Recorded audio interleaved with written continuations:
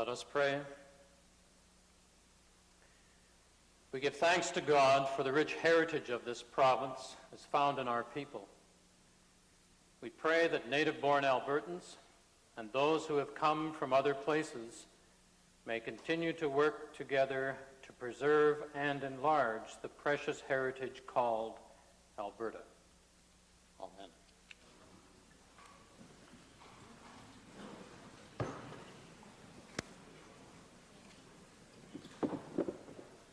Introduction of visitors. Presenting petitions. Reading and receiving petitions. Presenting reports by standing and special committees. Notices of motions. Introduction of bills. Member for West Loch Sturgeon, followed by Calgary Mountain View. Mr. Speaker, I wish to introduce Bill number 249, the Legal Aid Act. This bill will give legislative authority to a legal aid system in Alberta. It will allow clients to choose lawyers who have expressed a willingness to do legal work in specific areas of law, assuring clients seeking legal aid that they will be represented by a knowledgeable and willing advocate. The honourable member for West Loch Sturgeon has moved first reading of Bill 249, Legal Aid Act. Those members wishing to give consent to first reading, please say aye. Opposed, please say no. So ordered. Bill number 249, Legal Aid Act, introduced by Honourable Member Mr. Taylor, is now read a first time. Mr. Speaker, I request leave to introduce Bill number 239, an act to amend the Remembrance Day Act. Mr. Speaker, this act would provide that no company or department or agency of government or any municipality would be open between the hours of 6 a.m. and 12 noon on Remembrance Day. There are a series of exemptions allowed in the act, including exemptions for hospitals, drugstores, tourism, and public safety operations and other like activities.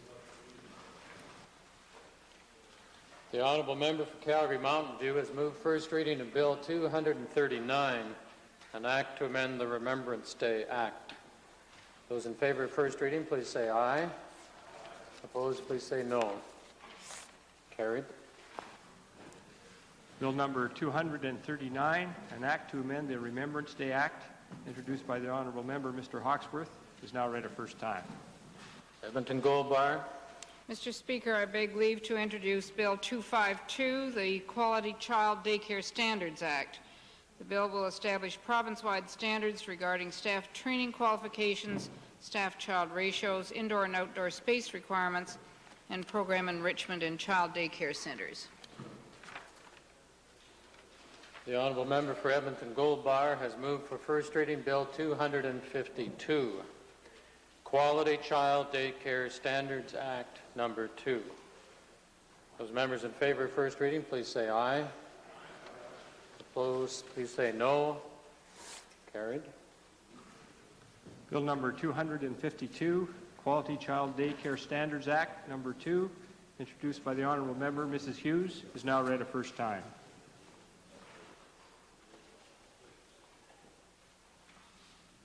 Tabling returns and reports. Minister of Energy. I'd like to table, Mr. Speaker, copies of the 12th annual report, the Alberta Oil Sands Technology and Research Authority, and the 1986 annual report of the Alberta Petroleum Marketing Commission. Minister of Agriculture. Mr. Speaker, it's my pleasure to file copies of the 1987 annual report of the Farmer's Advocate with the Legislative Library, the author of whom I shall introduce later.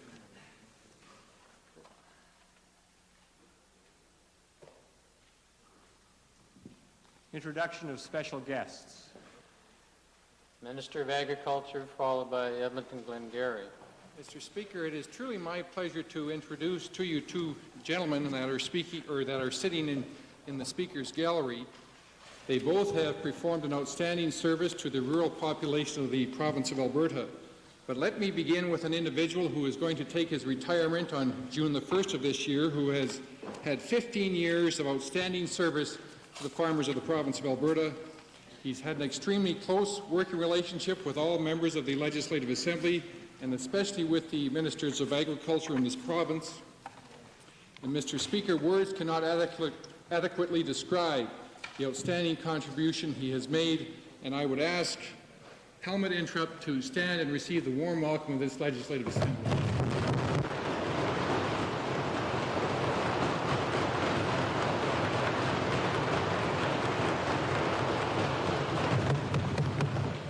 Mr. Speaker, it is my pleasure to also introduce the individual that will succeed Helmut on June the 1st. He has served as his executive assistant in this post, and we're delighted that an individual with the strong qualities that he has exhibited has consented to assume the role of Farmers Advocate in the province of Alberta, and I would ask the Legislative Assembly to extend their traditional warm welcome to Mr. Clifford Downey.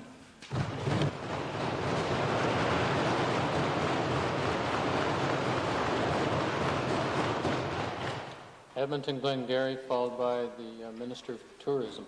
Thank you, Mr. Speaker. I'm delighted to introduce to you and through you to members of the Assembly a group of 9 students who are seated in the public gallery. They're from Queen Elizabeth High School in the constituency of Glengarry, and in fact just down the block from my constituency office. They're accompanied by their teacher Mike Ettinger and student teacher Alan McMillan. They're grade 10 students, although from the comments and questions they had when I met with them earlier, I had assumed at the time they were grade 12 students. I would ask them to rise in the gallery and receive the warm welcome of the Assembly.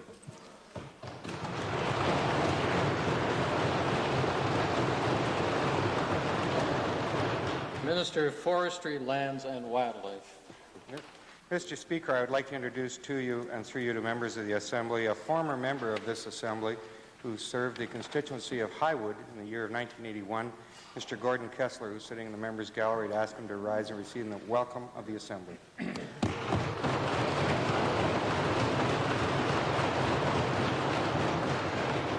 Member for Drumheller, followed by Edmonton Belmont. Mr. Speaker, it gives me pleasure to introduce to you and through you to the honourable members, His Worship Mayor William Doucette and Alderman Ozzie Shetty of the City of Drumheller. They are seated in your gallery, and I'd ask them to rise and receive the usual cordial welcome of the Assembly.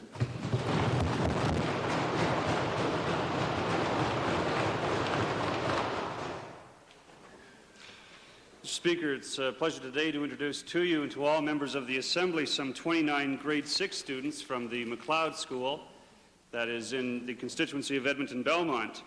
Mr. Speaker, they're accompanied today by their teacher, Mrs. Donna Fry, and parents Gisela Boschman and Rocio Scallon.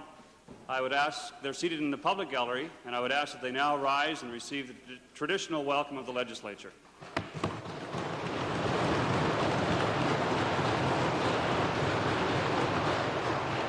Member for Little Bow. Mr. Speaker, I would like to do something maybe that is a bit unusual. I would like to supplement the introduction of the Honourable Minister of Agriculture in terms of some information and offer my congratulations and appreciation to Helmut Intrup, that has been the farmer's advocate in this province.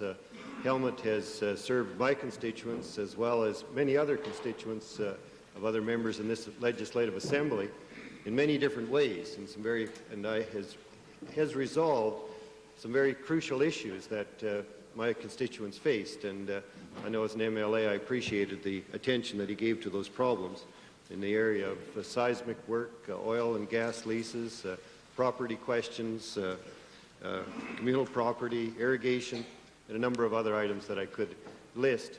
One of the values of that program put forward and initiated under Mr. Intrup was the matter of a program of being rather independent of government in a sense, and independent of us as members of the legislature. And because of that independence that the Farmers Advocate was able to carry out in this province, we received good services. So I again just want to reinforce the introduction done by the Minister of Agriculture and express my appreciation.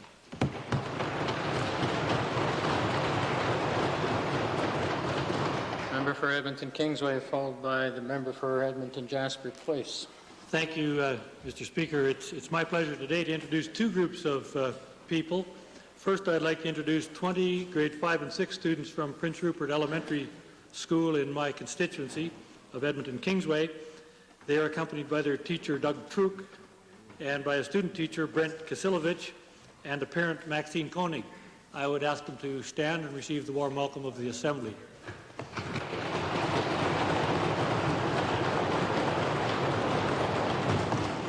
The other group, Mr. Speaker, is 7 members of the Edmonton branch of the Principal Protection Association. I would like them also to rise and receive the welcome of the Assembly.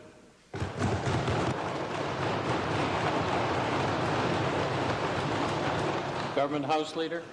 Mr. Speaker, it's my pleasure this afternoon to introduce to you and to all members of the Assembly some 49 students from Brander Garden School. The students are in grade 6 and they're accompanied today by several teachers and several parents. I would ask them to stand and receive the warm welcome of the Assembly.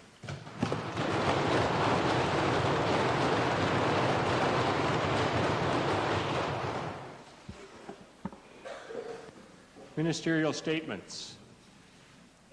Oral question period. Mr. Speaker, to the Treasurer. Mr. Speaker, we now again have another example of free enterprise, conservative style in Alberta. I'm talking, Mr. Speaker, about $100 million from our Treasury branches, which are backed by the taxpayers of Alberta, to one Mr. Pocklington. Mr. Speaker, the entire province is scandalized that this individual seems to be able to get to this government to get whatever he wants and how much money he wants, Mr. Speaker.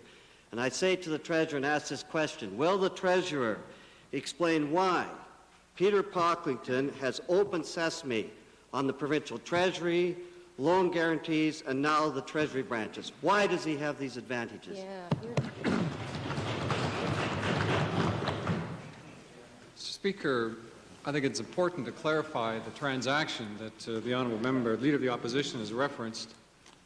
Let's make it very clear that the Treasury branches are a very strong and viable financial institution in this province, one which is meeting the needs of a variety of private sector corporations at a time when, in fact, the opportunity for advancing loans within the financial institutions in Alberta was under some difficulty because the large banks were backing out. I think we all agree that is the context of the economic environment that we faced, and that's some of the problems that the private sector has faced. The second point that should be on the record, Mr. Speaker, so that I'm sure if the member wants to pattern his questions, he would do it under the same understanding as I have, and then we can have a reasonable discussion about, wherever possible, the policy questions at the heart of this issue. And that is that the Treasury branches operate at arm's length from the Government of Alberta. And in fact, it's not the government, Mr. Speaker, that's making this loan. It is the financial institution, the Treasury branch, that is making the loan. And so, again, the third point with respect to the record, Mr. Speaker, is that the government was not involved in this loan, did not have knowledge of this loan, and in fact was done on quite an objective commercial transaction. And the amount of loan, Mr. Speaker, was not $100 million. Those are some of the facts, Mr. Speaker, that certainly would be relevant to any other questions which the member may have. I'd be glad to, wherever possible, provide additional information on this point. Well, Mr. Speaker, if the Treasurer wasn't aware that a loan of $100 million is coming from the Treasury branches, then he wasn't doing his job, Mr. Speaker. And while he wants to talk about being arm's length, it's still backed up by the taxpayers of Alberta. And my question is, Mr. Speaker, this particular transaction did not create one job. We bought Palm Dairies, Mr. Speaker. And my question is to the Treasurer.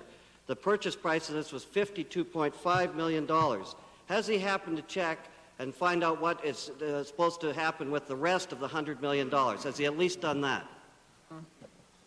Again, Mr. Speaker, let me indicate that this is not taxpayers' money that's involved here. This is not government policy that's involved here.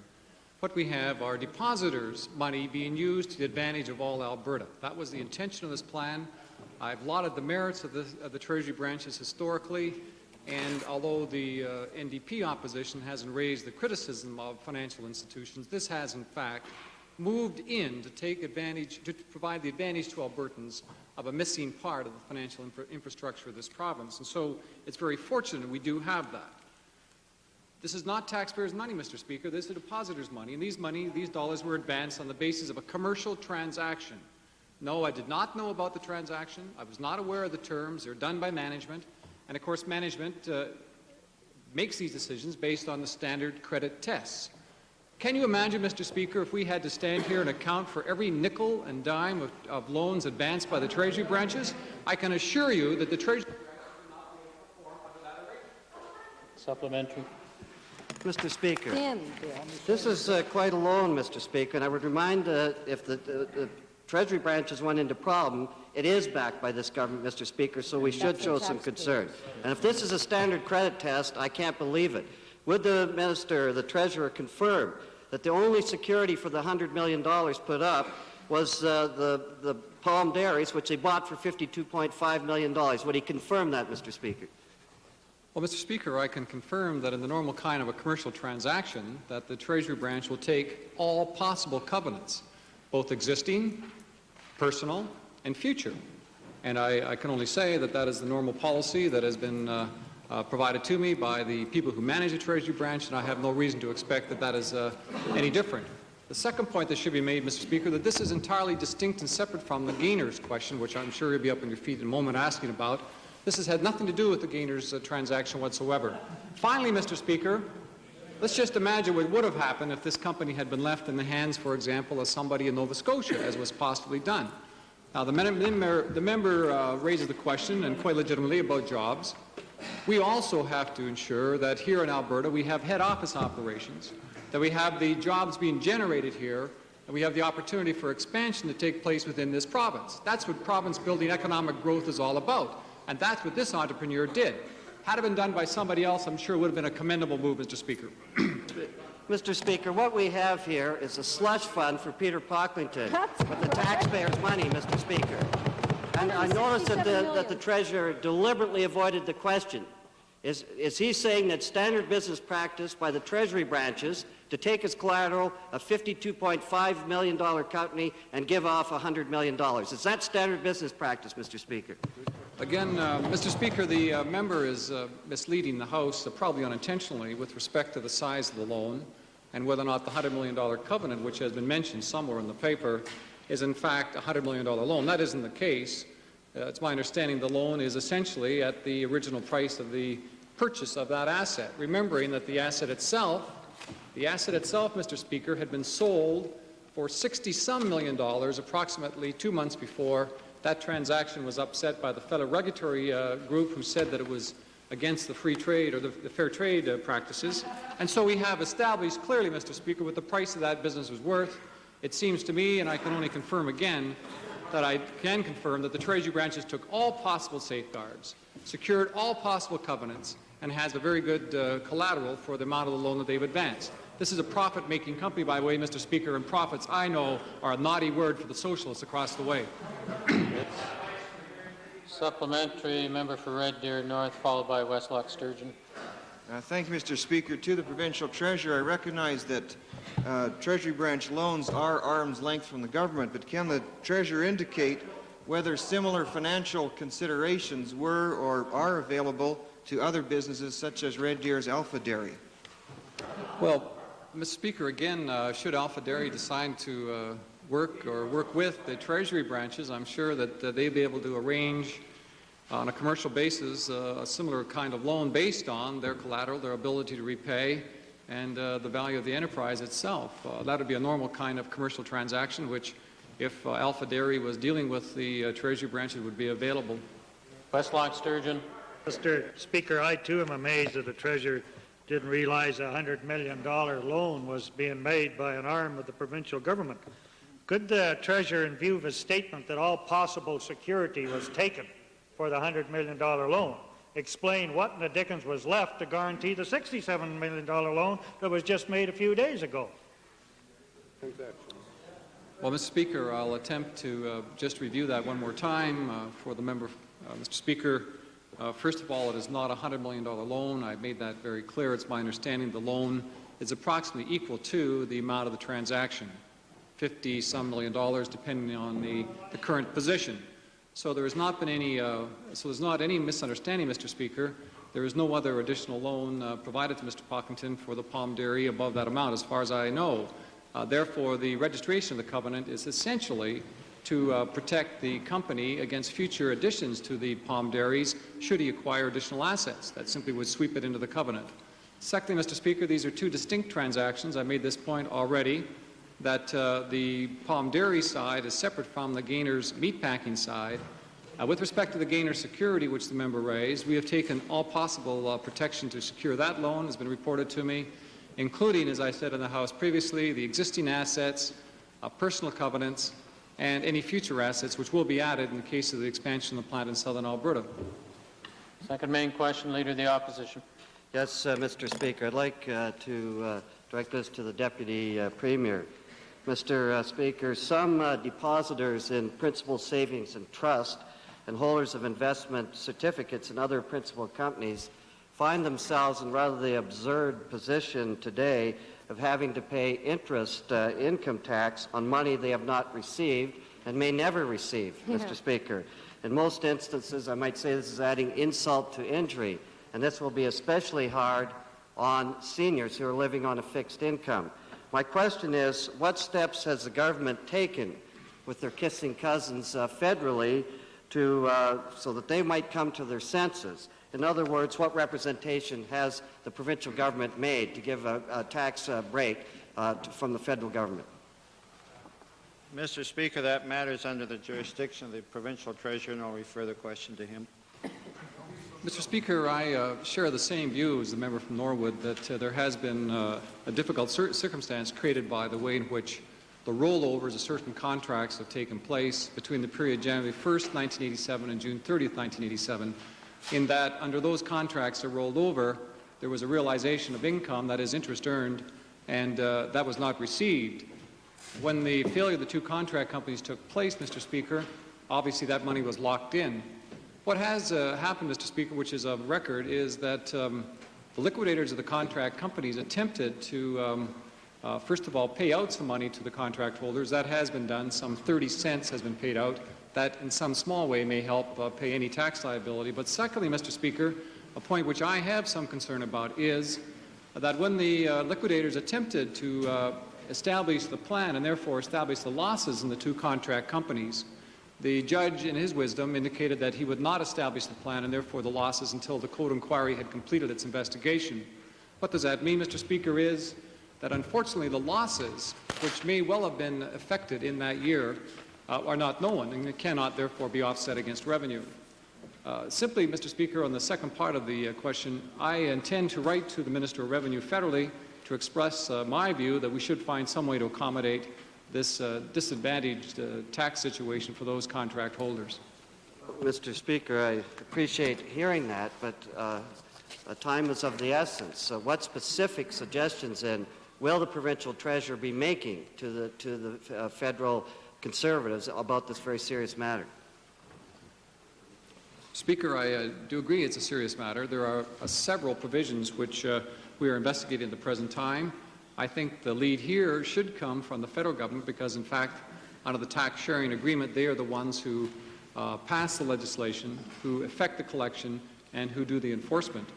We are in the tax sharing agreement. There are some items that we could do ourselves, Mr. Speaker, and we are reviewing those right now, and that will be one of the items that I'll include in my letter to the Minister. Supplementary question, Mr. Speaker. Specifically, I recognize that this is a federal problem, but it's affecting many people in Alberta. If, Mr. Speaker, when and if, I try not to be hypothetical here, the federal government doesn't do it because they haven't done anything yet, is the provincial government prepared to provide tax relief for the principal people in Alberta?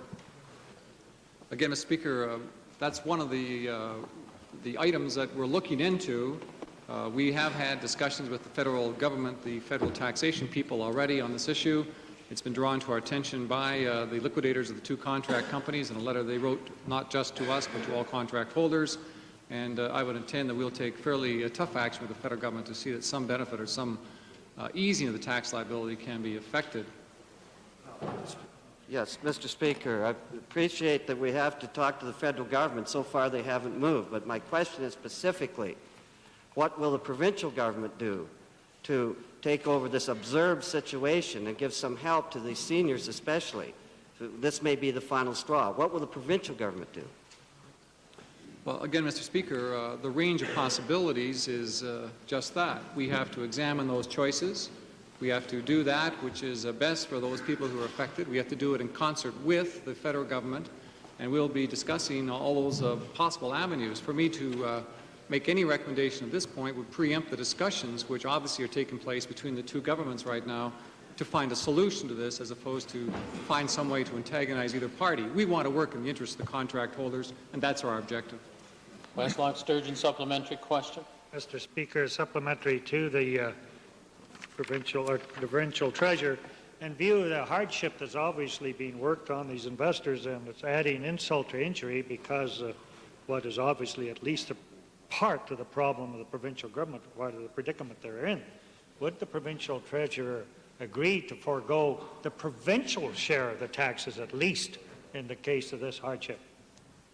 Well, Mr. Speaker, since the member has raised that, I have been thinking about that, honestly, and that is one of the range of possibilities that could be done. But unfortunately, I'm not too sure how you come up with the way of doing it. And that, I hope, can be resolved. But I'm trying, Mr. Speaker. I can't make any commitment. It's an idea which I'll take back for discussion purposes. But you can imagine, those of you who have to do your tax this year, how difficult it would be to do that calculation. What amount of money was involved, whether or not the total income is involved. There's a variety of problems which exist under that, and moreover, the computation, the calculation, the confirmation, the collection is done by the federal government. Main question, Westlock Sturgeon. Mr. Speaker, the question, we go back to this rather intriguing. Some people have a straw, Mr. Speaker, into the Heritage Trust Fund, but Mr. Pocklington seems to have a pipeline into the Heritage Trust Fund. I'd like to ask the provincial treasurer, Mr. Speaker, if indeed, and I don't understand why he said there was only $50 million loaned out, what does $100 million debenture to me means $100 million loan?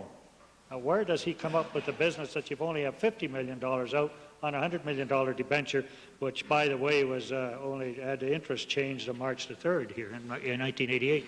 Well, provincial treasurer in the House, there's a difficulty here. This is not a fresh new question. This is nothing more than another series of supplementaries to a question that was already raised by the Leader of the Opposition. And that's not the effective question period to be having the same questions being asked in the same day. But hopefully submit it isn't. It's to do with all the financial dealings of Mr. Pocklington, but it's not a supplementary to the loan. I'm talking about the debenture. Let's not argue the rationale. Provincial treasurer, if you wish. Mr. Speaker, I guess there is one item that is different in this question, and that is there seems to be some confusion as to the source of funds. It is not the Heritage Fund, Mr. Speaker. It is another fund called the Treasury Branch Fund, and that is operating, as I say, as a commercial banking enterprise. With respect to the covenant, Mr. Speaker, obviously the Treasury Branch decided it would raise or register a general blanket indenture. It's not the amount of the loan. The loan is only covered by the official contract between the two parties, and that provides for any possible increase in loan outstanding. The amount of the loan is not $100 million, as I've said several times. It's my understanding it's in the order of $55 million, Mr. Speaker. Mr. Speaker, I guess we'll have to go back at that another day. How a $100 million debenture is registered for a $50 million loan is very intriguing. Could the provincial treasurer tell me that the Mr. Pocklington's companies, Fort Garry Fidelity Trust and Patrician Land Corporation, all went into insolvency in 1979 to 83? Did the provincial treasury have any, or the provincial treasury branches lose any money in that insolvency action? Mr. Speaker, I can't give a specific answer to that. My impression is that we did not lose dollars because this was a federally incorporated corporation under the federal trust legislation, and the deposits were protected, therefore, by Canada Deposit Insurance Corporation. But as to the actual losses or the transactions between CDIC and Mr. Pocklington, I don't think it's appropriate for me to deal with that in this legislature. Mr. Speaker, for the Treasurer's information, CDIC lost $360 million on that liquidation, and I'd be very interested in knowing, I'm sure the taxpayers of Alberta would, if the provincial treasurer also lost some money. Could we go a step further, Mr. Speaker? The Capri Drilling Company, that was owned by Mr. Pocklington and had some loans outstanding in the early 80s. Could the provincial treasurer enlighten the House as whether Capri Drilling had lost any money or what went out on any of the loans that were guaranteed by the provincial treasury branches? Well, Mr. Speaker, I don't think it's appropriate again for me to pursue an endless list of corporations which may or may not be associated with Mr. Pocklington. How would I know whether or not the company is involved, the company has any involvement with the Treasury branches, or for that matter, the Treasury branches has any credit interest with Mr. Pocklington and any other corporate enterprise, any more than I know than I do not know where he does his Visa or MasterCard banking. I have no idea where that takes place. Mr. Speaker, it's rather transparent that this front benches is incapable of stopping the stick handling of Mr. Honourable member for Westlock Sturgeon, please, supplementary question. We've been through this yesterday. So much trouble you had to get up there that quickly. With or without the trouble, you're still out of order, honourable member. Please, the question. Mr. Speaker, the next question is that Alberta Newsprint, which is a new multi-million-dollar project out here that's been guaranteed by the front bench, but there's a refusal to say who some of the principals are. Could the treasurer tell this House whether Mr. Pocklington is one of the principals in the new Alberta Newsprint Corporation put forward and lobbied for by John Sidourney, an ex-minister of this government? Mr. Speaker, while I haven't got a list of the principals of that company, I think I can confirm fairly precisely that Mr. Pocklington is not involved. Supplementary, Edmonton Strathcona. Supplementary to the Leader of the Liberal Party's original question, Mr. Speaker, to the Treasurer. Is the Treasurer telling us that the fact that the dates of the transaction regainers and the transaction repalm, which was the same date, he knowing everything about the transaction regainers and nothing about the transaction repalm, was mere coincidence? Mr. Speaker, it's my understanding that it's simple coincidence that the dates of the documents and indentures were on the same date. Okay. Member for Little Bow, followed by Calgary Milliken. Mr. Speaker, my question is to the Minister of Social Services, and it's with regards to the adoption of Native children back to the into Native homes. And I raised this question in the fall legislature and have had to deal with a number of cases. And I'd like to ask the Minister whether the policy with regards to taking as many Native children as possible back to the reserves is still in place, or whether there's been an adjustment to that policy since the fall session. Mr. Speaker, I think that I would just like to correct the preamble of the honourable member's question, because I believe that it wouldn't be fair to say that we have a policy of taking as many Native children as possible back to the reserve. We certainly have a policy in terms of looking at the very large numbers of Native children who are in permanent temporary guardianship care of the department, in speaking to a permanent home for them. And the new Child Welfare Act obviously speaks to their cultural heritage as being one of the components only that is looked at, in terms of there being many others, and that we should obviously be speaking to the best interests of the child when judging what is best. Mr. Speaker, supplementary to the Minister, has the department considered rather in this program and in the considerations of leaving children that are currently in white homes, Native children that are in white homes, leaving them in those homes in terms of adoption or as a foster parent arrangement, and initiating the new policy in terms of children that come on stream that are available for adoption?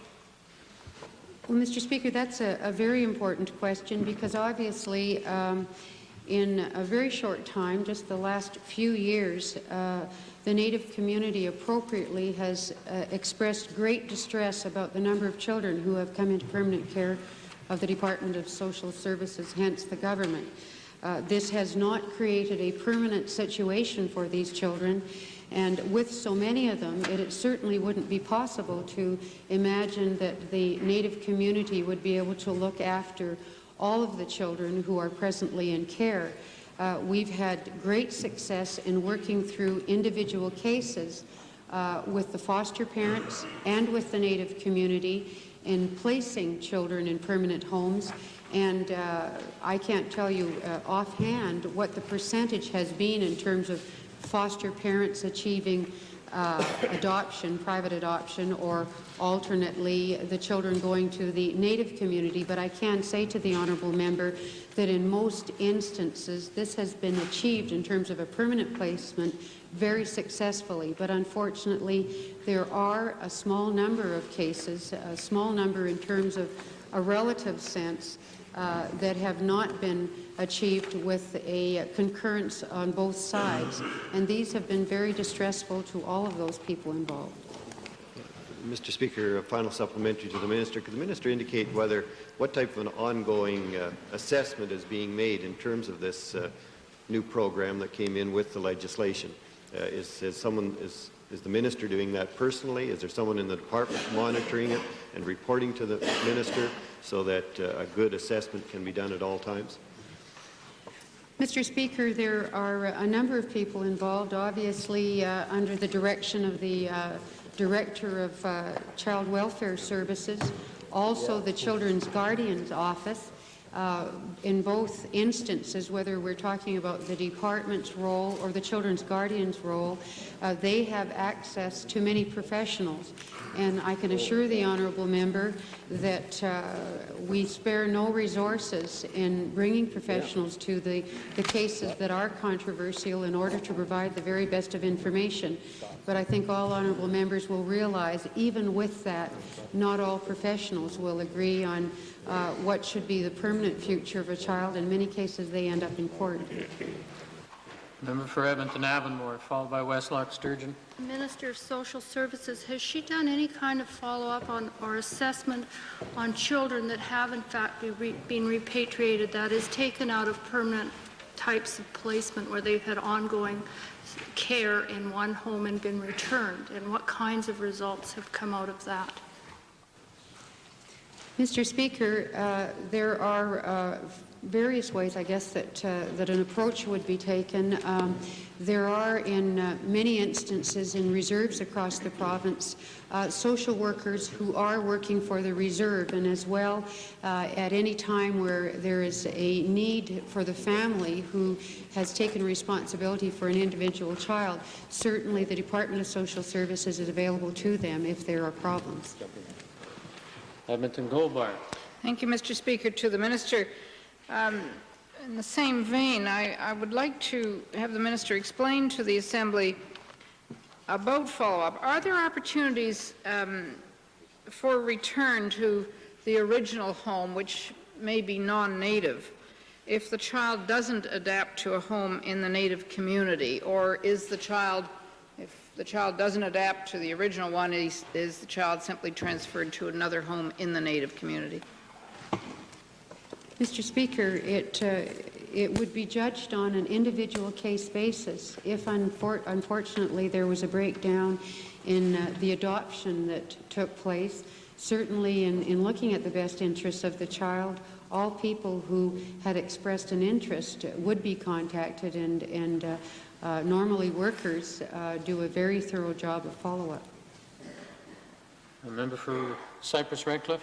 Mr. Speaker, supplementary question to the Minister. Is efforts being made when this happens to the Native children removed from a home where they've probably been there almost all their lives with the exception of a couple of months? Is there instances, and are we trying to, besides have them back with their parents or relations, are we trying to keep a way that they can go back and visit the parents that actually brought them up and looked after them for the number of years? Mr. Speaker, and obviously another important point in terms of not severing important relationships to the children, where we have successfully, and as I said, in the greatest number of instances, there has been a successful conclusion and agreement in terms of what is judged to be in the best interest of the child, and certainly the families stay in contact.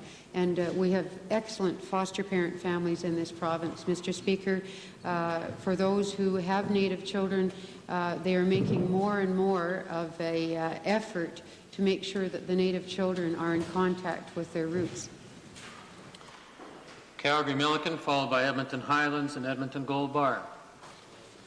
Mr. Speaker, last winter the Minister of the Environment and the Mayor of the City of Calgary jointly announced that they would be funding a study with Imperial Oil to clean up the old on the reclamation and cleanup of the old contaminated Imperial Oil site in Calgary, about a 104-acre site. And could the Minister please advise us on the status of the funding for the reclamation of this site? Mr. Speaker, several months ago, an announcement was made with myself and Mayor Klein of Calgary that Alberta Environment would be participating with the City of Calgary and presumably Imperial Oil as well to participate in a one-third funding basis to fund a study looking at the reclamation potential of this particular site. That followed a task force that was set up in 1987 that had representatives of the City of Calgary, the Calgary Board of Health, Imperial Oil, Alberta Environment, and about a month ago we announced that we would be prepared, the Alberta government would be prepared to cost share reclamation on that site to a one-third basis to a maximum of $2 million. Supplementary question, Mr. Speaker. An awful lot of concern was raised over the site, especially over the lead contamination in the park. Could the Minister please advise on the security or safety of this site now? Mr. Speaker, in 1987 the City of Calgary erected a chain link fence around the site in question. Supplementary question, Mr. Speaker. Is there any possibility that we could have any of the, this site's adjacent to the Bow River in Calgary, any possibility of leaching out of pollutants or any contamination into the Bow River? Well, presumably, Mr. Speaker, there's always a possibility, but the results of the testing that has taken place so far indicates that there's no groundwater contamination, no effluent flowing into the Bow River. Final supplement, how is the reclamation and the reclaiming of the site to be undertaken? Could you explain the details? I don't have all of the details, but my understanding is that the recommendation will be presented to me and to the City and Imperial as well, that in essence the topsoil should be taken off, excavated. I don't know to the depth that it would be, but essentially that contaminated soil then would be either taken, landfilled at another place in Alberta, or moved to Swan Hills where it would be burned. Calgary Buffalo, followed by Calgary Forest Lawn. Yes, thank you, Mr. Speaker. I wonder if the Minister might tell us why the sudden change of heart after so many months of stonewalling on this issue. What principles has the government established to deal with situations of this nature? Mr. Speaker, I certainly don't know where the member from Calgary Buffalo gets his information to suggest there was any stonewalling. All along I've indicated that the Minister of the Environment and the province of Alberta would be very, very happy to work with the City of Calgary and Imperial Esso in working towards this. A task force was established with representatives from Alberta Environment. Shortly thereafter it became known that there was a contaminated site, and in fact some, 15 meetings have been held with Alberta Environment participating in them in the last year. Calgary Forest Lawn. To the Minister of the Environment, Mr. Speaker, I'd like to ask him why the citizens of Calgary and the people of the province of Alberta should pay for the cleanup of a land site that was contaminated by the operations of a big oil company. Well, Mr. Speaker, it's my understanding that the City of Calgary purchased the land site from Imperial Oil for the citizens of Calgary. The owner is the City of Calgary. The province of Alberta, I think, and the citizens of Alberta are being very much forthright and being very much generous in agreeing to participate with the City of Calgary and the citizens of Calgary in the cleaning up of this particular site, which I understand will be rezoned to a recreational area at the conclusion of the reclamation. Edmonton Highlands, followed by Edmonton Gold Bar. Thank you, Mr. Speaker. Last year, Albertans were treated to various and sundry cuts from the Alberta government, including those on hospitals and medical care, health units, and de-insured medical services. And recently, the opposition has been treated to a particular brown envelope that indicates the Minister of Community and Occupational Health knows of the consequences of those cuts, particularly in the health units. One of the startling facts, and this is the one I'd like the Minister to answer the question regarding, is the document says that the Minister's office had to answer way more phone calls of complaints, and that resulted in a reduction of about 50% in service to the local health units from the department. Can the Minister explain what remedial action, if any, he took to deal with this matter? Mr. Speaker, the matter of reproductive health is a matter that's of concern to all members of this Assembly, and it's a matter of concern to this government. And that's why we stated in our throne speech last Thursday, when Her Honour read it, that we were going to be introducing a comprehensive reproductive health strategy, and members can look forward to receiving that strategy in the days ahead. Didn't quite answer the question. Nonetheless, Mr. Speaker, a supplementary to the Minister with respect to page 3 of his briefing notes that indicates that a further decline in home care services for the elderly and the sick can be expected under the current budget, or the budget he's about to reveal. Can the Minister explain or justify why this sort of sneak attack on the sick and the elderly when his own documents and the hospital and medical care minister's own documents show that it is cheaper by a long shot and more humane to offer home care services through local health authorities than it is to institutionalize those people? Mr. Speaker, the member is absolutely right. Quite in keeping with our department's mandate and philosophy, our objective is to keep people healthy and independent and living in their own community in their own homes. And that's why we have a home care budget in this province for the current fiscal year in the order of $31.5 million, serving some 25,000 Albertans in order to enable them to stay in their own homes healthy and independent. And the honourable member will have to wait for our budget when it comes down to see what kind of continued, ongoing commitment we will make to home care for our seniors in this province. Supplementary question to the Minister of Non-Answers. Maybe we'll return to birth control then.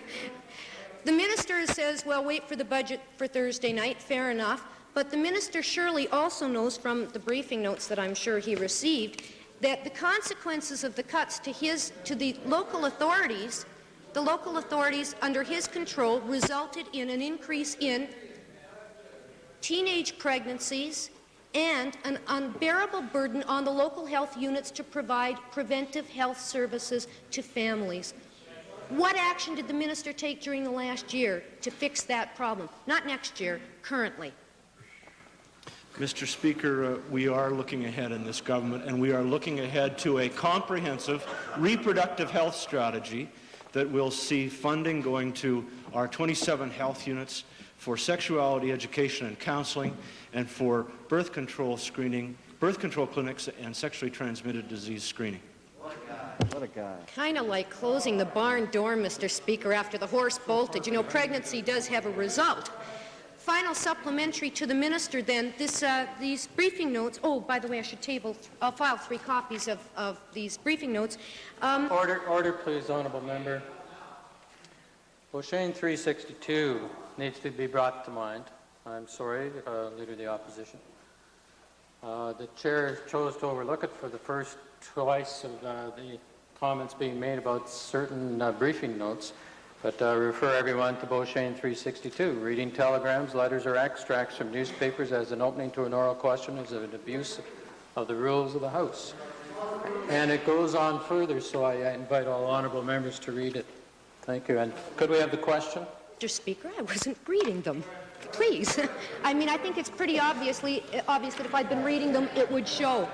My final supplementary to the minister. The information that the opposition has from within his own department is that that he had an awful lot of increase in phone calls with respect from parents whose children can't get their needed speech and audio services at the local health units.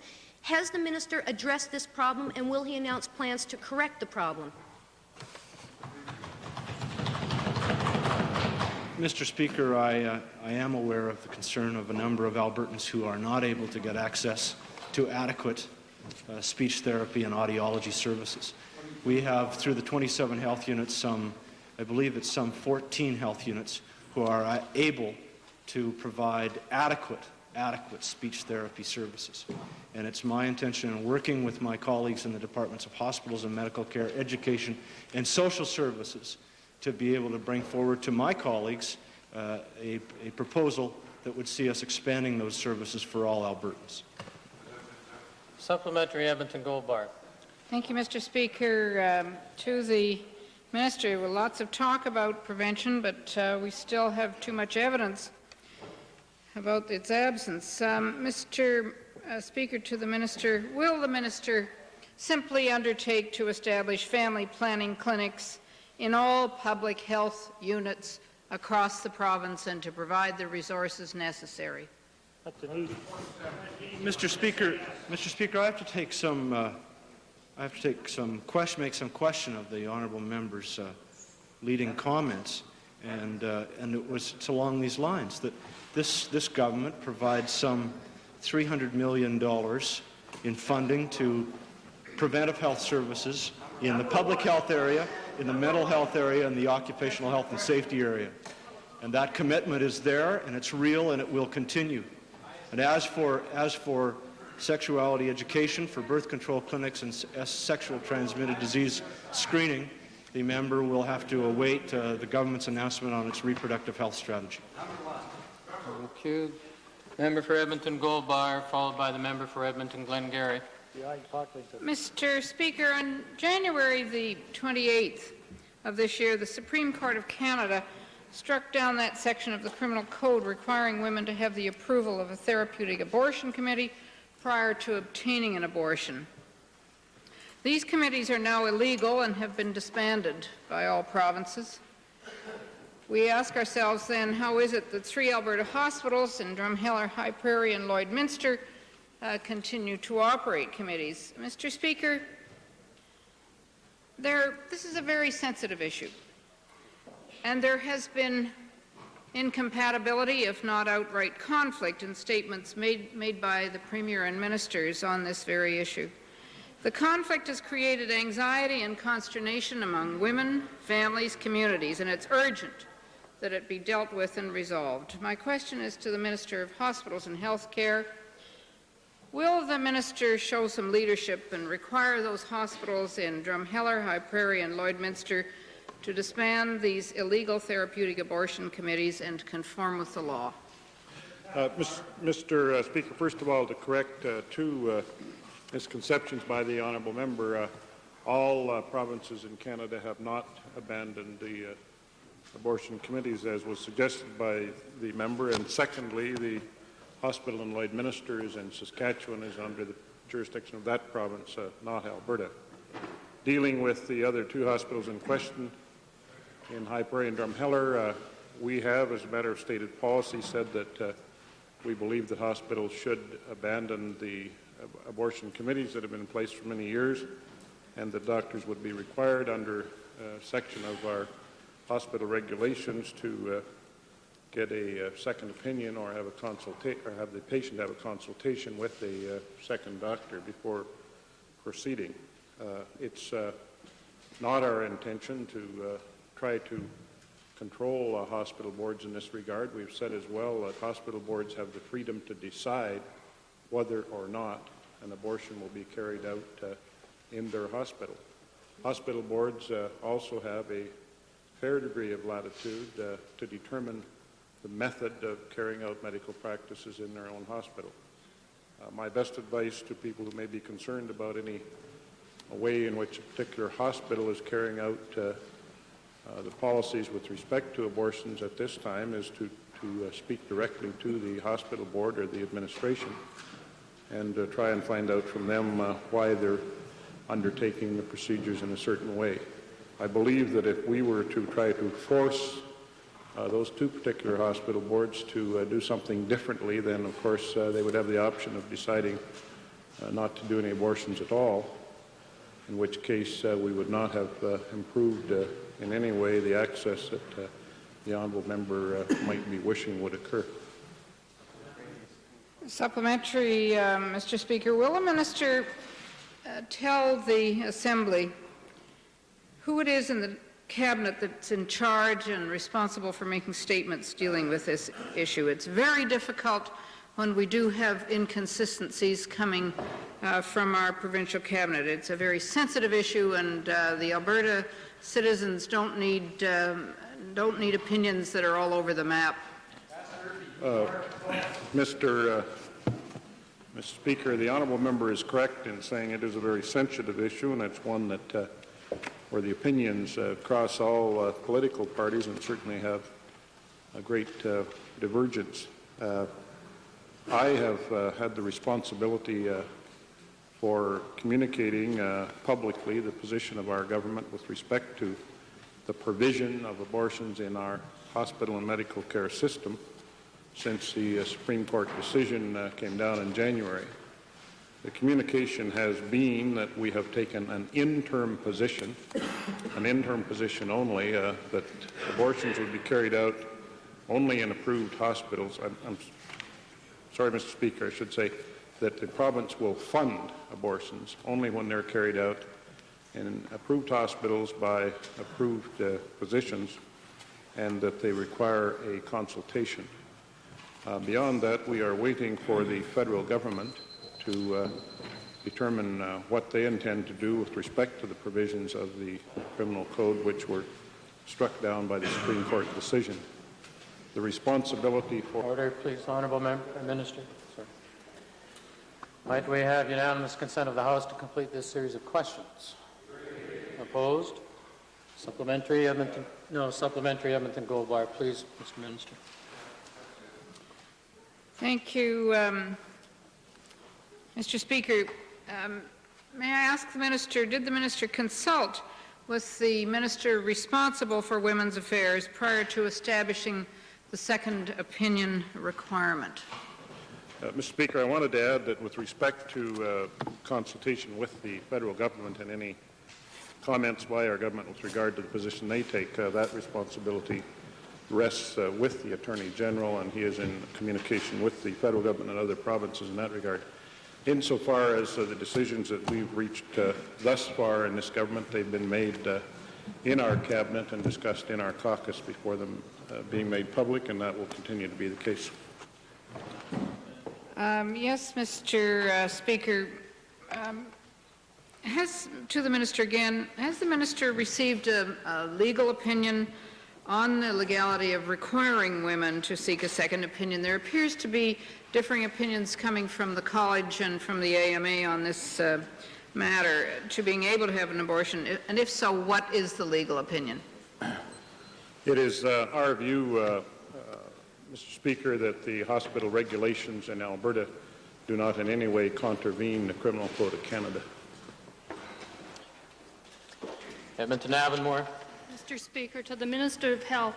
Is the Minister of Health saying that he will let two hospitals break the law as articulated by the Supreme Court decision in its interpretation of the Charter of Rights and keeping in place therapeutic abortion committees, or else that he is going to allow them to break the spirit and intent of the Canada Health Act by denying access to health care to women seeking abortions? Well, the honourable member, Mr. Speaker, is wrong on both occasions. First of all, it's certainly not in any way clear that those two hospitals are breaking the law. The Supreme Court decision, as I understand it, didn't deal in any way, shape, or form with the conditions under which hospitals operate in the province of Alberta. Secondly, the Supreme Court decision did not deal in any way, shape, or form with a firm requirement that every hospital in this country provide abortion services. So on both counts, Mr. Speaker, the honourable member is quite misinformed.